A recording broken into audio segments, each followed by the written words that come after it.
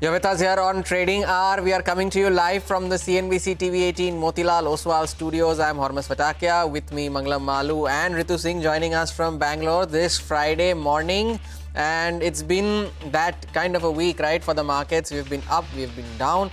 But so far, we've been holding on to gains. So far, so good. Yeah, it's technically speaking, between the 50-day moving average and the 20-day moving average. 50-day moving average stands at around the 25,700 mark. 20-day moving average a little over 26,000. If you look at the week's low, the Monday low, that is pretty close to the 50-day moving average. And if you look at today's high, that's pretty close to the 20-day moving average. So it's between these two markers that the market has been oscillating. But today goes to the bulls so far. The good part is that the broader markets are doing a lot better. We have 1,800 stocks which are advancing as against 900 stocks which are declining. So the lines firmly in favor of the green one versus the red one. The India VIX lower as well. So a lot of these, worries are quelled. As we move towards the end of this year, obviously, the only big trigger now would be the India-US trade talks and perhaps some sort of Santa rally towards the end. Ritu is with us as well. Ritu. Well, yes, Mangalam, the big trigger, of course, is that US-India trade deal. Because of the delay in that deal, again, you saw rupee hitting a record low in trade. About 90.56 is where it went. We know the continued reasons why the rupee remains under pressure. But again, hitting a fresh low today. That said, yeah, it's been a yo-yo of a week. Down in the first half of this week, again up. But we'll have to see if the markets are able to hold on to these kind of gains as we end the week. All of the major, sectoral indices almost in the green, barring, a few like Pharma, PSU Bank, FMCG, and Nifty IT. But for more on the stocks that are buzzing in trade, Hormaz is on the wall to tell us more. Hormaz? Well, the markets continue to keep yo-yoing between the 20 and the 50 DMA, but the broader markets have seen a fairly decent recovery in the last couple of trading sessions. Now, I start off with GMDC. It's done well, gained in 3 out of the 5 days this week. Today's volumes are already 3x of their 20-day average.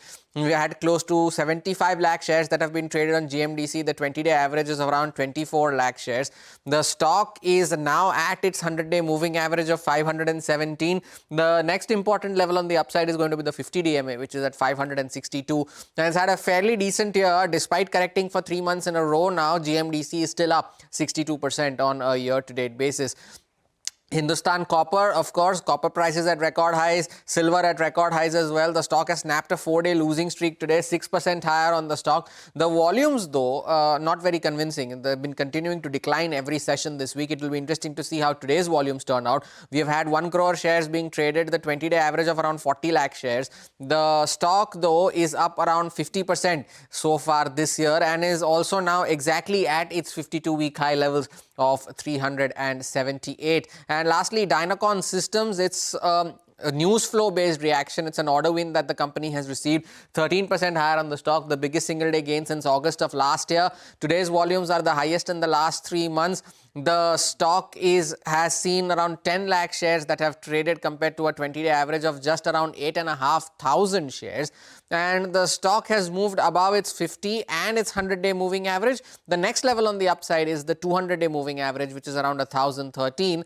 But after having 5 consecutive years of positive returns, the stock is down around 30%, may just turn out to be the first negative year after 2019, Mangalam. Thanks a lot for that, Hormaz. Those are a bunch of stocks which are buzzing, but GAIL is in focus as the regulator PNGRB has announced zonal apportionments of tariffs for the pipelines. What exactly does this mean and what does this do to GAIL's prospects? Sonal joins in for more. Sonal. Thank you so much for that. Well, remember on 27th of November, we got the tariff order coming in from PNGRB. It was for the integrated pipeline for GAIL, which is, of course, the bigger volume generator for the company as well. That's when they saw 12% increase. And that is when PNGRB's member told us that they will be looking at zonal tariffs as well, which is divided by zones for GAIL sometime in December. And that order has finally come by. And in this, it is expected that the increase will be 14 to 15%. That is the final number that PNGRB has announced. And this is higher than what analysts were estimating as well. They were expecting an increase anywhere between 10 to 12%, but this is slightly higher than that, and that is a positive for GAIL, according to your Citi note. Citi also says that this is ahead of their 10% expectations that they had. The other positive that is working for GAIL currently is that Henry Hub prices are lower, and that means their sourcing costs will be lower, and this is something which will be positive for their margins as well. They have a buy rating with a target price of 205 rupees a share, and generally analysts are suggesting this could add around 1.5 to 2% to their earnings as well going forward. So this has come in as a positive update for GAIL here. All right, Sonal, we'll keep a tab on that stock. Thanks very much for joining in, but we'll shift focus to the primary market action now, and it has been an action-packed month or so. Now, ICICI Pru AMC's IPO subscription opens today. It aims to raise more than 10,000 crore rupees with the issue. Remember, this is the second largest AMC by size and the largest by actively managed assets under management with a market share of 13.3%. Its higher equity skew also makes it more profitable than some of its peers. But a key risk, of course, as we've been speaking to the management as well, is the SEBI consultation paper on caps on the total expense ratio. We did speak to the management on this and more. Let's listen in to what they had to say. I think this industry has been regulated brilliantly by SEBI all these years. And the best thing part of this is that our expenses have always been controlled, right? So if my BIPs are going down, over the years, my BIPs have gone down. If what I charge to the fund, but what is going down, what I am charging to the fund goes down. As I charge lesser and lesser, as my AUM grows, I charge lesser. That is anyway there. And as I charge lesser, my product becomes better and better for the final investor. Because SEBI has said it's a consultation, come and talk to us. As MFI, we are talking to SEBI. The idea is to rationalize some of the charges, right? I don't think, even if there is an impact, I don't think it is that major in my mind. Unless we generate alpha, unless we generate more than the benchmark, we can't sell, right? It won't sell because then people should buy passive, no? If I am being paid fees to beat the benchmark. So unless I beat the benchmark, I cannot get money. Then otherwise ETFs will grow. 90% of our AUM over a 3-year basis has beaten the index right now. So one is, and second is, if you invest in ETFs, there is a taxation advantage versus mutual funds. That is not there in India. So these are the two reasons. If I don't beat benchmark, why should I get money in active funds? IPO of the country in 2025, of course, currently open for subscription, ICICI Prudential AMC. Take a short break, get you a special discussion on the other side with Manisha Gupta, and she had that conversation with NSE's Ashish Kumar Chauhan on the other side. Stay tuned, we'll be right back.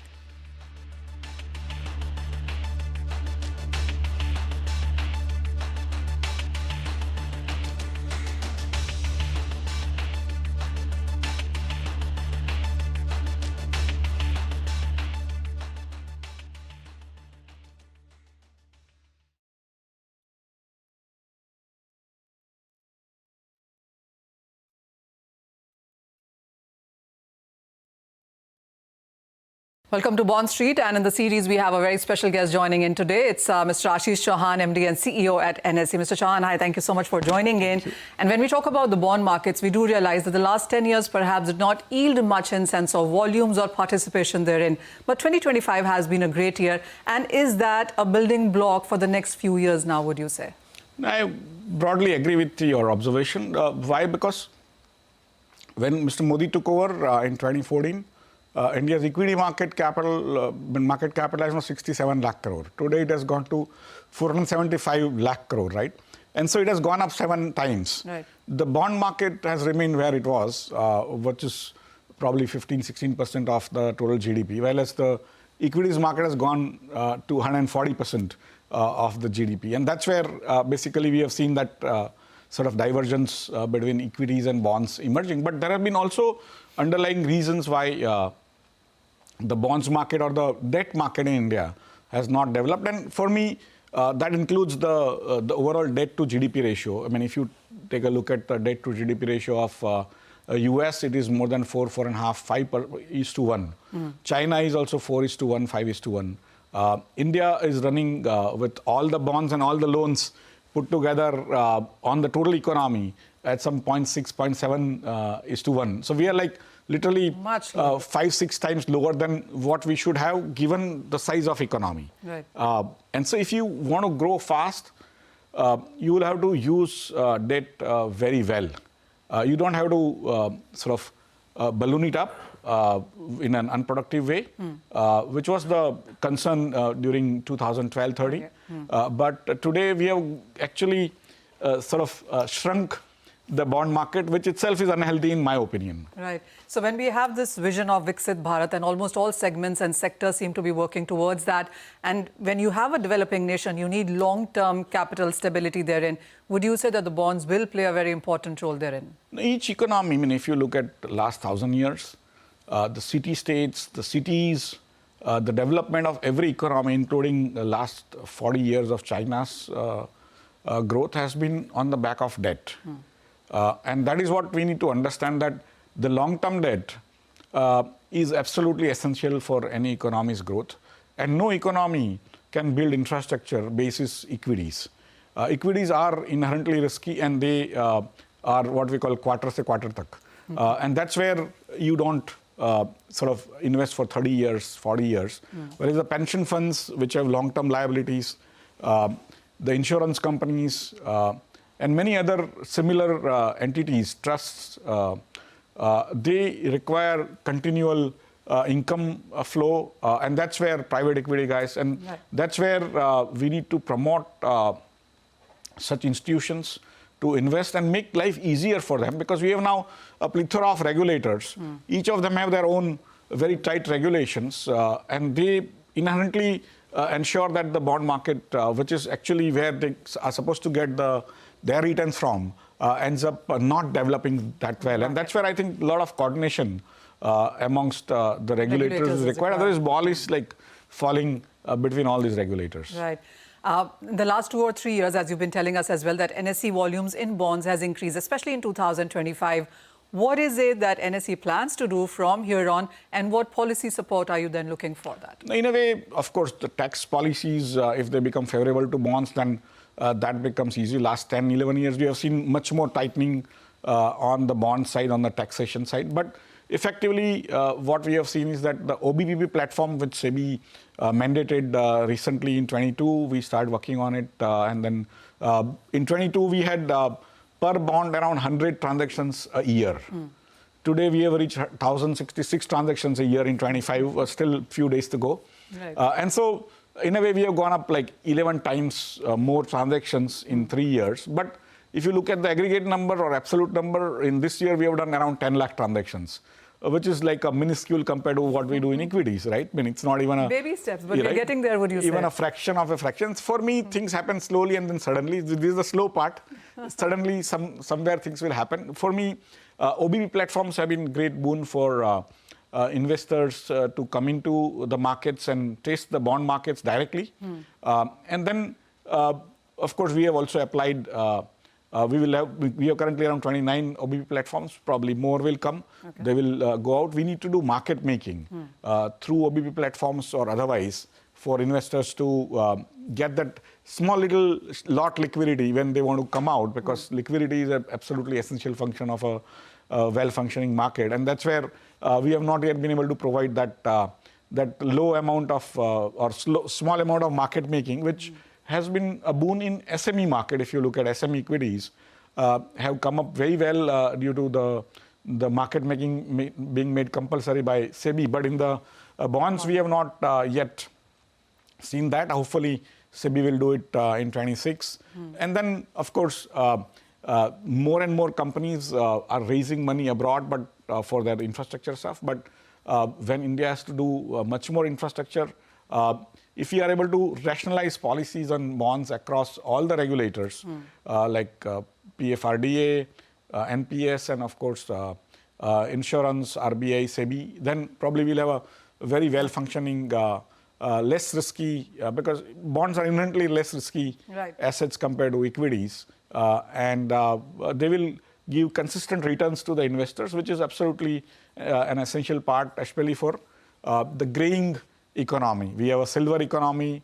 We are a young economy today, but we have an equally large or even more interesting number of people who are becoming old, they will require consistent income yes. going forward, and that's where we need to build that. We have also applied for corporate bond index futures and government bond index futures and options to SEBI, so that if those sort of approvals come, then you can create a tertiary liquidity basis which the secondary liquidity come in. The primary market on bonds, we have done very well. We are raising CPs and bonds and InvITs and REITs to the extent of almost $250 billion a year on NSE alone. And so that's a very large number. But then there is no trading, right? So that's where people hold to maturity, and we need some trading happening. Mr. Chauhan, as always, thank you so much for joining in. Really appreciate your time here with us at CNBC TV18. And with that, that's all the time that we have on Bond Street. Thank you for watching. CNBC TV18 and India Bonds presents Bond Street.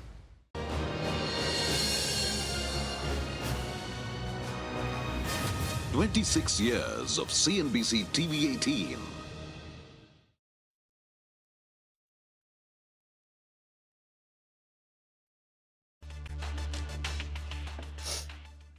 Welcome back. You're watching Trading Hour. Markets holding on to their gains. In fact, the Nifty is now back up above the 26,000 mark, up about 118 points as we speak, 0.4%, and Sensex up about 380 odd points. But the rupee has been very much in focus. It touched a new all-time low of 90.56 in early trade on reports of some big defense and interest payments happening yesterday. It recovered most of the losses, mostly on dollar selling by traders, not just RBI. Lata Venkatesh is joining us with more on, what caused this pressure today. Of course, the broader pain continues, Lata. There's a whole lot of chatter surrounding the rupee, but no taking away from the constant, persistent decline. Now, what we saw the early morning decline to 90.56, a bit of a shock because the market was expecting Reserve Bank to hold 90.50. What were the reasons? The reasons apparently are a spillover from yesterday and today. The fall we saw yesterday to 90.30 to even 90.40 was because of a large defense and interest rate payment going out. Today, that demand is apparently being replaced by oil companies' demand for dollars, making payments. Now, actually, in New York trading yesterday, that is after our markets closed in the offshore market, the rupee actually strengthened after this phone call between President Trump and Prime Minister Modi. The expectation was that there will be some strong announcements on the trade deal. But in early morning trades today, the same phone call became a reason to actually sell off the rupee or rather buy dollars, square off positions, because the phone call did not refer to the deal at all. It referred to several other things. So there was actually a bit of disappointment on that matter. Now, that said, there are two things that dealers are pointing to. The last 48 hours hectic move of the rupee or decline of the rupee. One is it is on very thin trades. As it is, as you come to the end of the year, the volume is low. Now people are not sure which way to trade. That also is reducing the liquidity. So it could be just, a 50 million moving out and the rupee could fall seminally because there is no support on either side. The second point dealers point out is don't look at the recovery from the 90.56, the rupee recovering to 90, 30, 35 thereabouts as RBI pushing up the currency. Actually, RBI is hardly there in the market. This is exporters themselves, exporters, traders, domestic bankers themselves pushing back the rupee because there is no support on either side. Everything is happening on thin trades. We just have to be prepared for all this volatility. And that might just end up becoming a trend as we wound down on the year, right? The volumes coming down, participation coming down, and therefore the moves being exaggerated on either side. Lata, thank you for spelling that out for us on the currency. Get back to the markets then. Ajit Mishra is joining in from Religare Broking for a quick chart check. Ajit, good morning. Thank you for joining in. We're back above that 26,000 mark, but we are still there and thereabouts. So your call on the index and specific stock recommendations as well for the morning. Good morning, Ormuz. So yes, it's a kind of like a roller coaster ride, which has been continuing for almost 2 weeks now. Means we are hovering around this 26,000 mark. So I believe that as long as we are maintaining above this zone, 25,900, 950, probably we can see this recovery extending towards 26,100, 200 mark. But I doubt that we can see a meaningful trend until we see a decisive participation from the sectors like banking, IT, though they are doing comparatively better, but one should be selective in current market scenario. Basis that, the first recommendation that we have for the day is Titan, wherein we are seeing decisive trend unfolding, means it's a multi-year high, marginal pullback followed by a strong recovery. So we expect this recovery to further strengthen, and 39.80 is what we are eyeing in the near future. So with stop at 38.30, one can accumulate Titan at current levels. Then we have metal counters which are buzzing in the trade. NMDC, it's been almost 1.5 years of consolidation, a cup and handle formation which is about to get over. So here also one can look for long positions with 74 as a stop loss and 80 as a positional targets. All right, take that point. NMDC and Titan Metals doing well, Titan doing even better. We spoke with the management earlier in the week and they did indicate that growth will be the target of the new MD, Ajay Chawla, who takes over from the start of 2026. Also saying that the third quarter hasn't particularly been bad. In fact, he's confident of the first 9 months of this year doing a lot better on the whole than the first half of this year on the revenue front. Take a short break, come back. In fact, we focus on the consumer space itself. Manoj Menon of ICICI Securities joins in on a check on the consumption space. A lot to speak with him.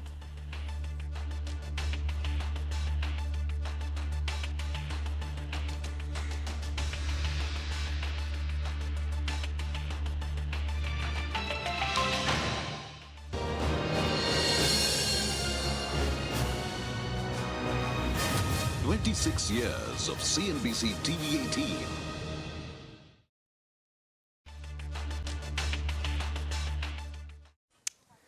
Welcome back. The market's doing fairly well. The sector that's not doing well today is the FMCG space, and that's led lower by, Hindustan Unilever. You pull up the intraday chart of something like a Dabur as well. Asian Paints. Across the board, there has been a decline. FMCG actually, from a sector standpoint, is the only sector which is in the red right now in an otherwise fairly green-looking screen.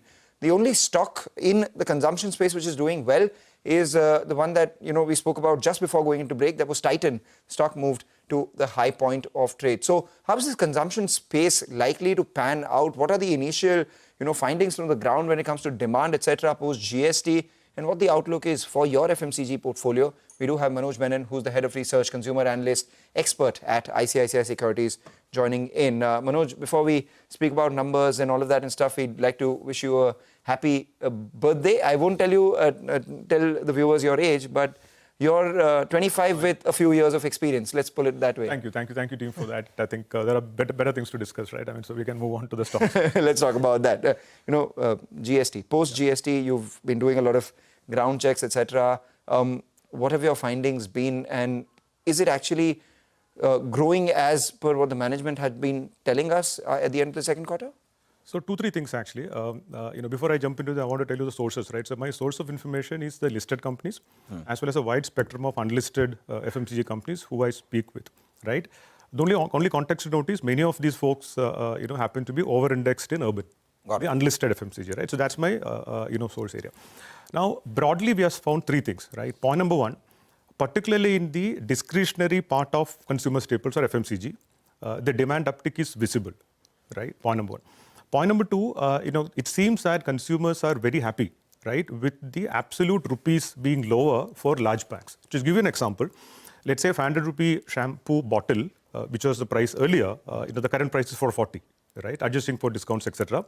Now, the volume uptick seems to be fairly material there, right, because it's suddenly, and also, by the way, the third point, what seems to be happening, particularly in a category like soaps, is that there seems to be premiumization happening to a Dove or a Fiamma, Devils, etc. from, let's say, the other brands. Because suddenly, certain price points has become, from a consumer perception point of view, has become very attractive. So there is genuine uptick in demand, the way we see, driving some premiumization as well. So things are basically looking a lot better than what they were in the first half of this year. So have you made any tweaks to your estimates for the third quarter, fourth quarter, and as a result of which, any investable ideas that you have? We've not really made any changes. Whenever we we'll actually publish it first before we're talking. But having said that, if you actually look at the overall estimates for FY26, right, it was already baking in a certain recovery, right? And we had made some changes anyway at the time of the GST changes as well, right? If you ask me further, then answer is no, right? The bigger point actually, which we are very bullish, right, is that when I talk to people who has been in the industry for like 20, 30, 40 years, right, there are certain CEOs who actually just completed 40 years as well, right? I think one of the big insights what I'm getting is that the sort of bullishness what they have, because many of them has actually seen the 90s era, etc., when significant tax reductions was implemented and how actually it boosted demand. Or let's say when GST actually got implemented, which is not too far in the history, right, just 10 years back, right? How actually, or 8 years back, right? How demand got boosted. So there is a fair amount of optimism going into FY27 for price elasticity gains in certain parts of FMCG, not all of it. Manoj, you were one of the first ones to have downgraded the paint space. You're the first ones to upgrade it as well at the time when there was extreme pessimism on the street with regards to the entire sector. Yeah. But now, as things stand, has the competitive intensity started to wane out? We spoke to Asian Paints. They also mentioned that now that the honeymoon period is over, the competition will start to feel the heat and so on. Yeah. Is that actually happening on the ground? Is the competitive intensity really waning? And that comes as a benefit for a large player like Asian Paints. Point taken. Thanks for asking that actually, and thanks for highlighting the facts, here. Look, the three aspects here, right? I mean, so the point number one, is that the competitive intensity still remains very high. I really don't think it has waned actually, right? And it is expected that it will get better, right? That's point number one. Point number two, I think what has also happened is that, Birla Opus has already done the, let's say, the initial groundwork of primary sales, right? So to that extent, that if you can call it disruption, that phase is behind us. Yeah. Point number three, if you look at in paint industry over the last 20 years, we find an interesting pattern. 2005 to 15, right? Industry grew consistently every year double digits in value terms. Okay. Post 15, right? There is a pattern, right? We'll get into causality and correlation later. The pattern is that 2 bad years follows by 2 good years. Okay. Okay, and bad year defined as less than 5% industry growth, good year defined as more than 10% industry growth, right? For whatever it is worth it, FY25 and FY24 were poor years. Poor years. Right? So to that extent, there is a fair amount of optimism in the industry that things will get better. And if it does get better, which is a big if, right? The ability to absorb one more player's aspiration is easier. Right. So to that extent, competitive intensity can actually get better incrementally. Lastly speaking, in the last 6 months, particularly compared to the last 5 years, I think the number of paintable days was also lesser given the number of higher rainy days, etc. A lot of one-off sitting there, right? I mean, so we continue to be very bullish on paints. Asian Paints has run up, in the short term, but I think it needs to consolidate. But our optimistic view doesn't really change. The second paint company which we like, apart from Asian, is Indigo Paints. The reason I'm highlighting because as a stock idea, which we have been recommending investors as well, is that Indigo Paints actually outperforms, whenever there is an enabling environment of industry growth. Okay. Right. Because being a fifth large player, it's relatively easier for them to get a counter share higher than normal. Yes. During times of industry growth. Right. So I think it's an outperformer, in the business, and hence the stock, cheaper valuations, etc. Right. We'll talk about that in just a bit, but I think we'll go back to Ritu. Ritu has a question. Well, Manoj, I quickly wanted to ask, I mean, a lot of, tailwinds that you're highlighting from the GST price cuts, etc. But in terms of the headwinds, I think in your note, you talk about how there's been a lot of pantry loading on the back of this expected higher demand. How could that play out as, a risk because of what's happened already? And also, how are you pricing in the currency fluctuation, especially for some of these players that may be importing some of the raw materials? Ritu, actually, I didn't think I couldn't hear the first part, but the second part on the currency fluctuations was audible to me. Look, I think the currency has kind of gone down, let's say high single digits, as we speak, right? I mean, I don't think it's material enough for any company to relook at pricing at this point in time because the commodity basket has not really behaved, in a way which would warrant a price increase at this point. Second most important point also to highlight is that, qualitatively speaking, I'll be surprised if any of the companies will implement a price increase for the next 3 to 6 months, given the fact that you have actually done a price cut, even though it is GST linked, etc. in the last 3 months. So I think in that sense, if there is let's say, put it this way, if there is a pressure on gross margins versus prioritizing volume, I would reckon the leaders would actually go for volumes, even at the cost of short-term profits. All right, makes sense. Just a quick individual stock sort of question before we wrap up, because 3 leaders that we spoke with in the consumption space lately, you did speak about Asian Paints and the management commentary that we had from them as well. Spoke with Nestle recently, and we spoke with Titan. So on both Nestle as well as Titan, what are your thoughts? We continue to like both of them. So they are, look, I think these are stocks or rather businesses. What do you make of the management commentary? Look, I think it's consistent. I would rather say consistent. Ajay has been consistently saying, that we are going to prioritize growth, and that's been my, let's say, learning from him, listening to him for the last 5 years now, right? Absolutely consistent, and I completely agree with that, right? And that too in an operating leverage business like retail, if you drive growth, everything falls into place, right? Yes. I think there's no debate whatsoever.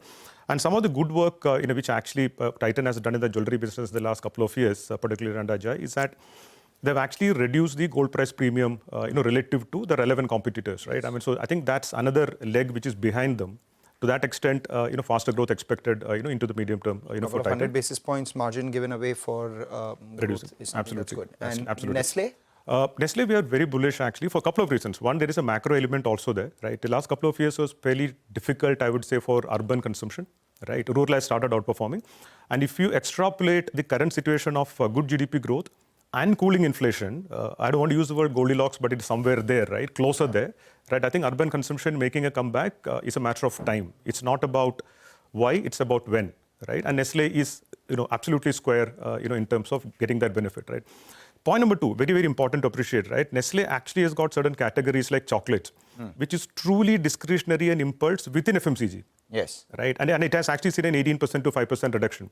Or in a category like Maggi, at a 5% taxation today, let's say biscuits will benefit, a Maggi will benefit, because, there is no incentive for an informal player to not be formal at a 5% taxation, right? So Nestle is a benefit of tailwinds apart from the management change, which we expect to bring in its own sets of new energy and new direction, etc. And just before we let you go, we do have time for about 30 seconds. Honasa, the acquisition that they've made, of Reginald Men, and the overall consumption environment in that, the stock is about 30-40 rupees away from its IPO price itself. Yeah. Look, I think let me address the M&A part first and come to our fundamental view immediately after that. I think it's a good acquisition, right? If you actually look at the brand, 70% is actually D2C. Yes. So many of the so-called D2C brands are not necessarily D2C, right? It goes through the platforms. Second point is most of the revenues actually come from South in vernacular language communication. Right? I think this brand, it appears upfront that I think has built up something which is scalable. And second point is that, Honasa, which is obviously, quote unquote, if I can use the word, to be the L'Oreal of India into the future, right? I think they're clearly building a bouquet of brands, and this kind of fits well with it. Point number three, our bullishness on Honasa essentially stems from just two aspects, right? One, in our opinion, Mamaearth is back to growth. And if I crystal ball gaze into FY27, Mamaearth actually getting back to double-digit growth is, let's say, a high probability in our opinion. Point number two, a couple of other brands, which is Dermaco and Aqualogica, also seems to be, pushing the barrier of going beyond 600 crore ARR. Pleasure having you today, Manoj. Thank you so much for sparing time and joining us for this very insightful conversation. Manoj Menon there on the entire consumption space. Take a short break. More on the markets on the other side. Stay tuned.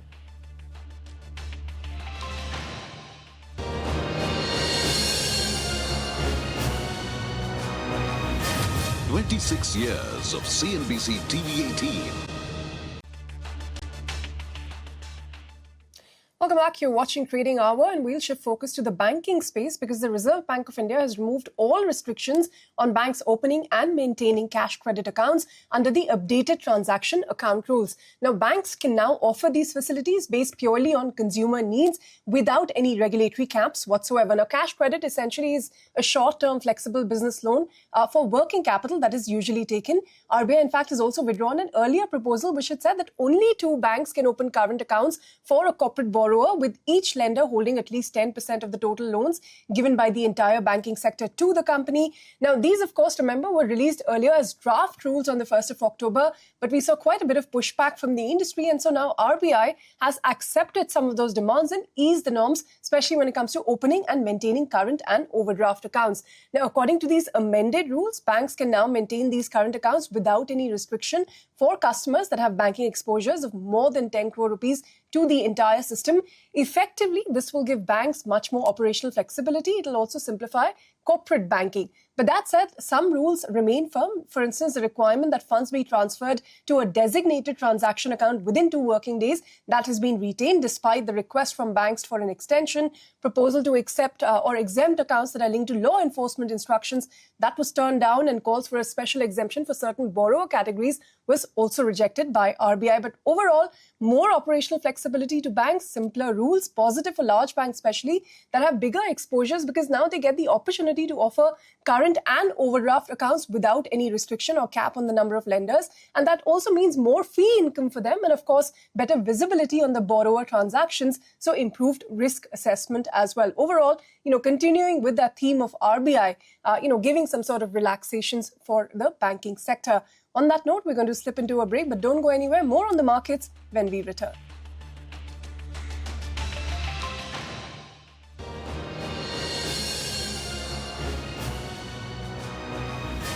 26 years of CNBC TV18.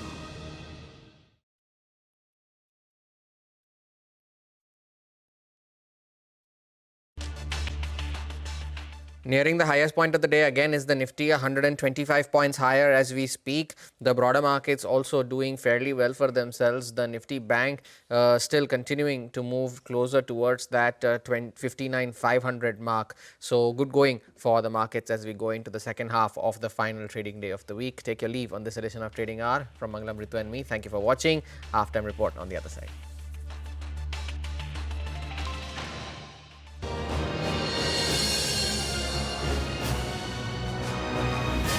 26 years of CNBC TV18.